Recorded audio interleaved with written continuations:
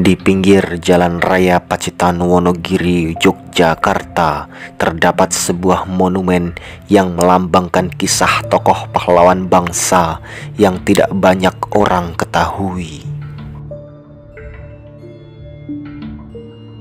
Beliau memiliki jasa yang sangat besar dikarenakan telah berhasil menghentikan tentara Belanda yang waktu itu ingin memburu dan menyerang Jenderal Sudirman yang tengah mundur dan melarikan diri dari Yogyakarta ke tanah Pacitan.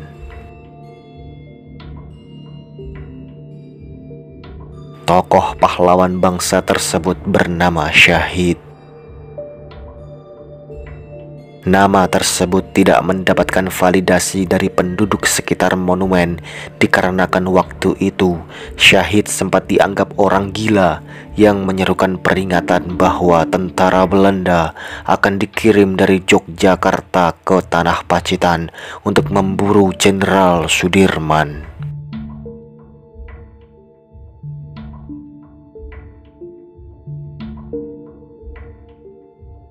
Setelah kemerdekaan Indonesia diproklamasikan pada 17 Agustus 1945, Belanda berusaha untuk mengembalikan kekuasaannya atas wilayah Indonesia.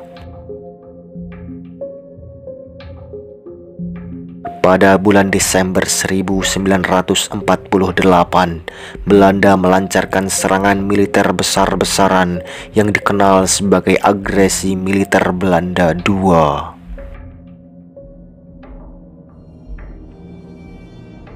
Peristiwa ini menandai salah satu babak paling heroik dalam sejarah perjuangan kemerdekaan Indonesia, di mana Jenderal Sudirman memegang peran utama.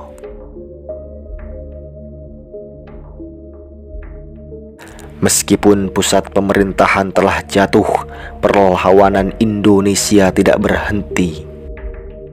Jenderal Sudirman yang kala itu sedang sakit parah tetap bertekad untuk memimpin perjuangan.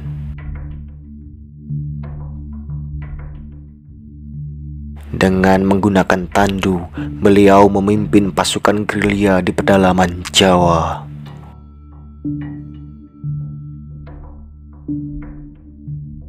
Jenderal Sudirman dan pasukannya menerapkan taktik gerilya yang sangat efektif dalam menghadapi kekuatan militer Belanda yang lebih unggul dalam hal persenjataan dan juga logistik.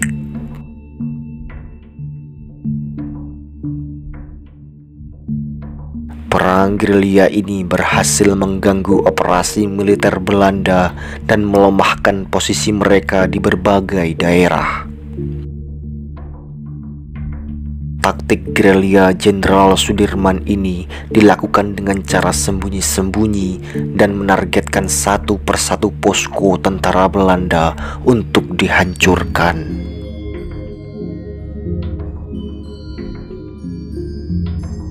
Dengan taktik ini, maka tentara Belanda akan mengalami kelemahan, terutama di bagian logistik atau pangan.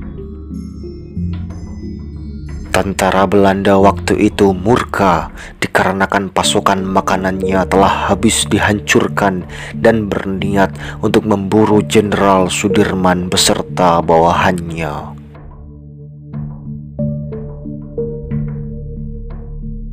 Ketika situasi tegang, salah seorang tentara Belanda melaporkan bahwa mereka melihat jejak Panglima Besar Jenderal Sudirman pergi menuju tanah Pacitan untuk bersembunyi.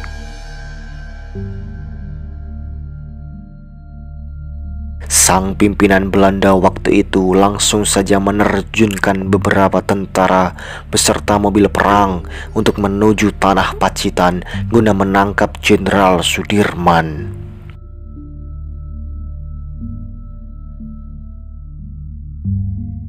Mereka tidak sadar bahwa ada seorang pribumi yang menguping rencana mereka.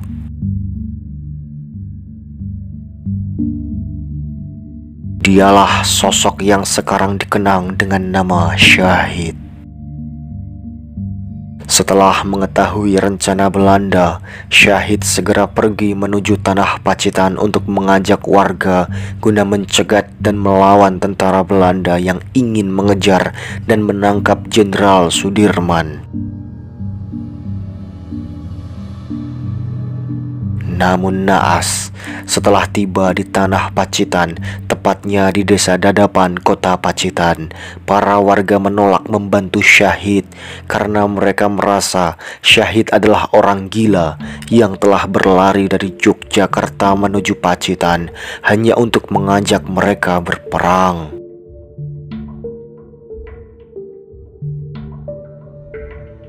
Padahal situasi waktu itu Indonesia baru saja menyatakan kemerdekaannya. Pikiran para warga adalah para Belanda telah mundur dan pergi selamanya dari Indonesia, sehingga mereka tidak mempercayai perkataan Syahid.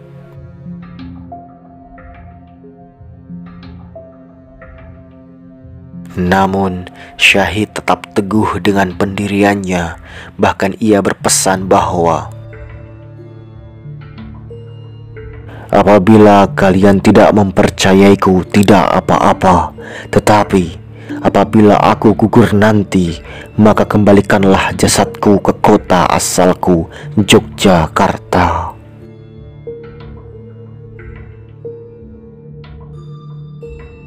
Para warga yang mendengar seolah ingin membantu, namun mereka masih ragu antara mau membantu atau tidak percaya dengan perkataan Syahid.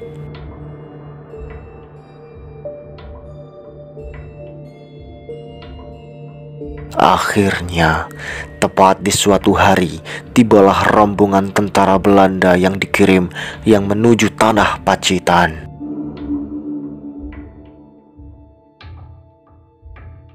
Syahid yang melihat itu langsung saja mengarahkan pistol rakitannya ke arah sang sopir supaya mobil yang dikendarai tentara Belanda hilang kendali dan masuk ke dalam jurang.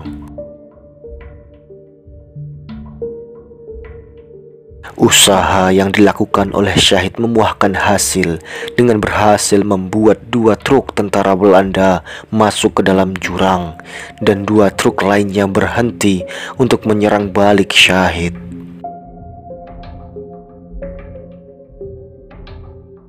Karena Syahid yang sendirian tidak mampu mengalahkan tentara Belanda yang terlalu banyak jumlahnya. Sehingga Syahid yang telah tertangkap diberondong peluru sampai membuat satu persatu bagian tubuhnya terlepas dari posisi semula. Setelah Syahid tewas, para masyarakat yang waktu itu tidak mempercayai perkataan Syahid merasa menyesal, dan mereka melakukan apa yang sempat diminta oleh Syahid.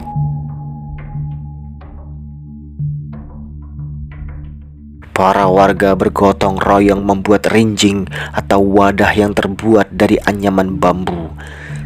Setelah itu, mereka mengumpulkan bagian-bagian tubuh Syahid yang tercecer dan memasukkannya ke dalam rinjing. Kemudian mereka pikul menuju Yogyakarta untuk dapat dimakamkan dengan layak.